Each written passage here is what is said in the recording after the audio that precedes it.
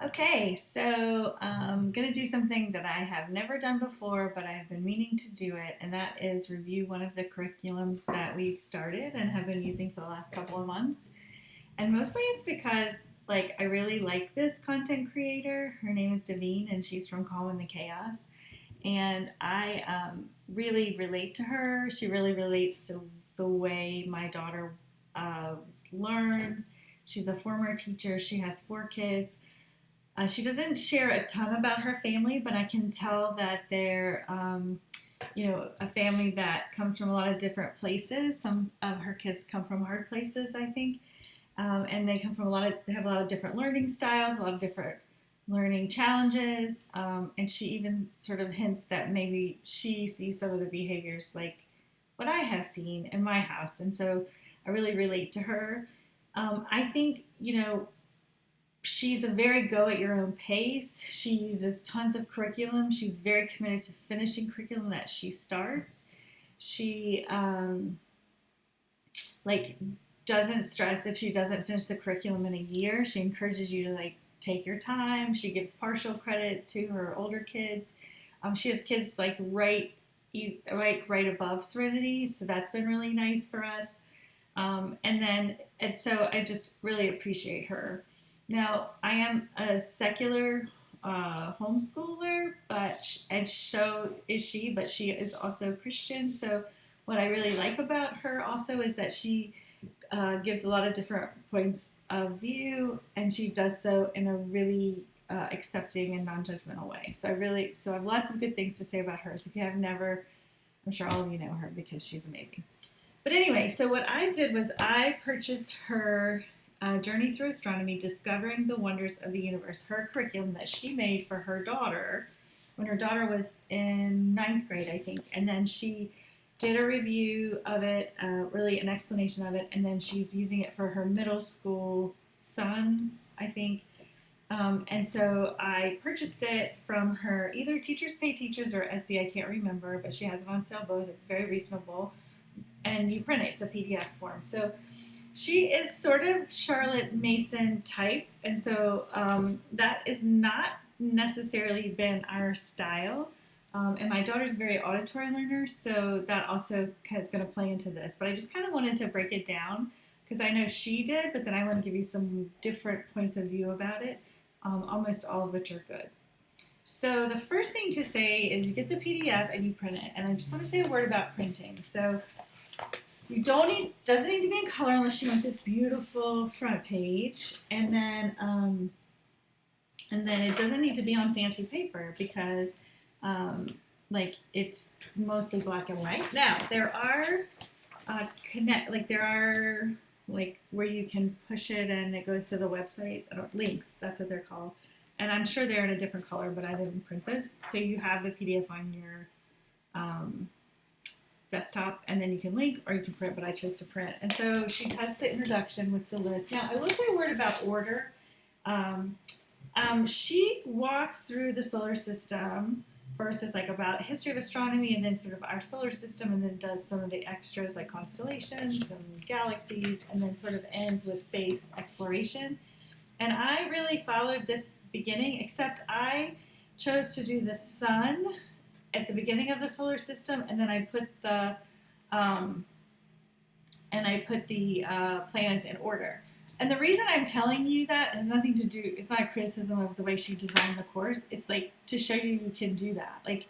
It's a situation where I easily move these around, and the way that it's set up, you can put it in any order you want, and it'll work for you. So you can even pick if you don't want to do the planets, but you want to do constellations, then it's easy to jump in there. You're not going to miss, or you're not going to feel like you missed part of a book or anything like that. And then she includes, so then at the very beginning is the book list, and then that's all linked to Amazon or otherwise. And I'll just talk a minute about the spines that she does. So the first spine is sort of this series everyone loves. This is the museum series, this planetarium. These are beautiful.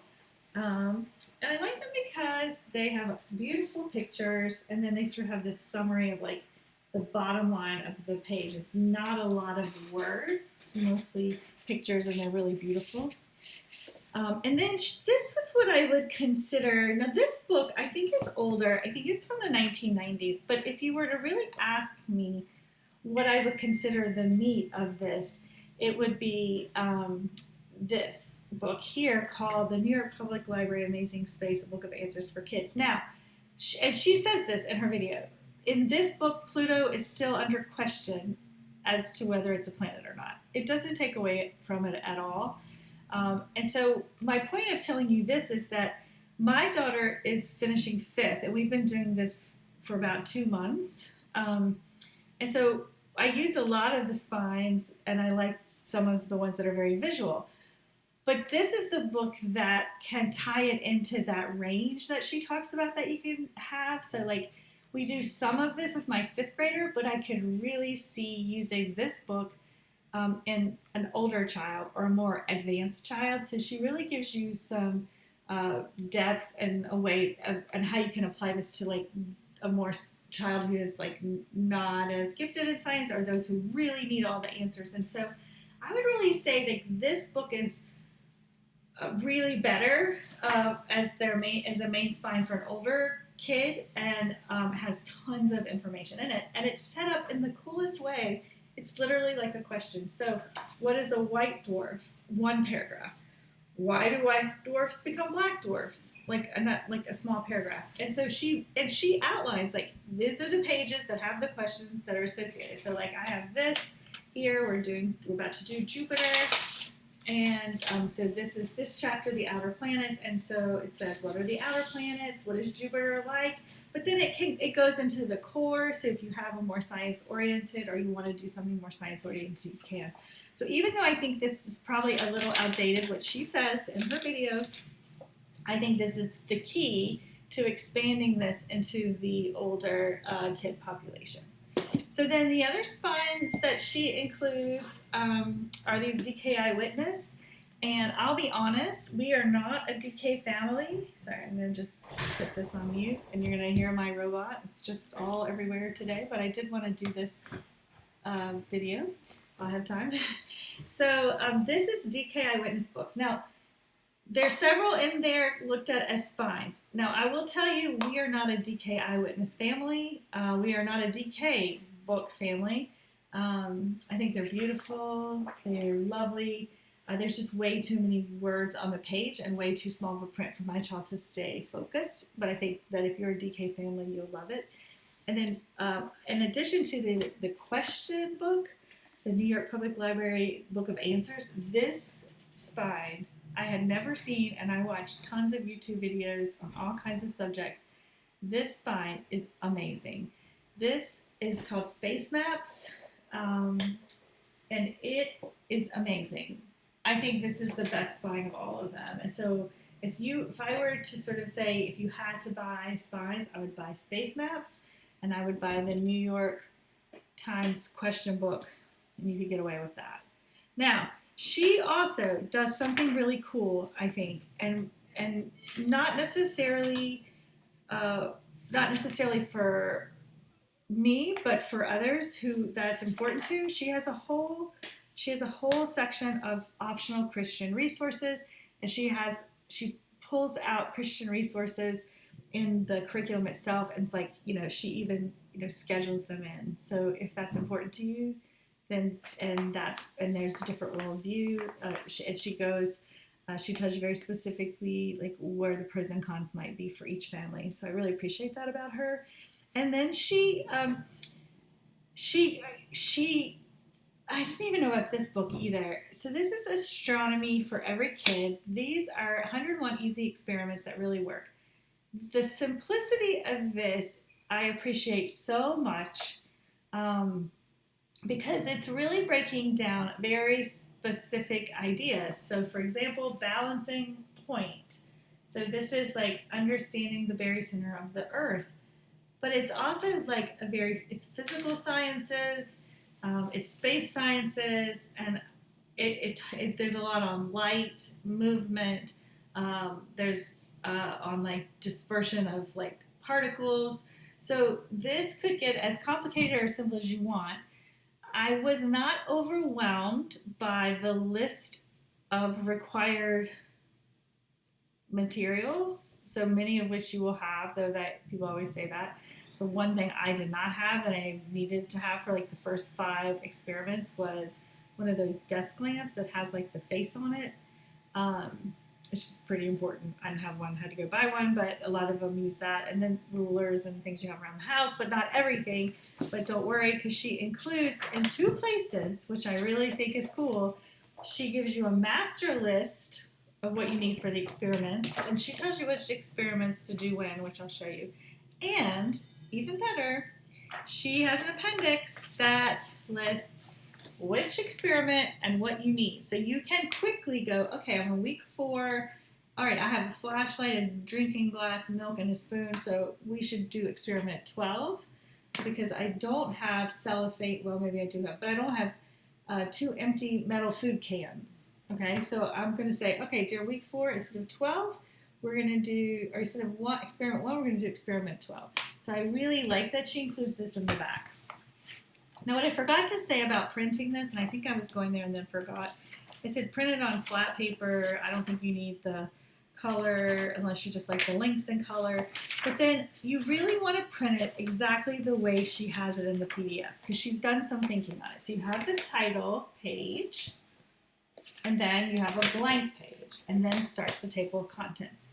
Very important to print it like this because when we get into the curriculum, which we're going to do here in a second, but I'll just show you quickly, this is together. So this is week 1, and it's both sides. And so if you print it correctly, it will be like this, and it'll show up, okay, each week has its own dedicated page, and you won't sort of be flipping back and forth as opposed to putting a week on a front back page. I think this, and I didn't do it on purpose, just happened to print it that way.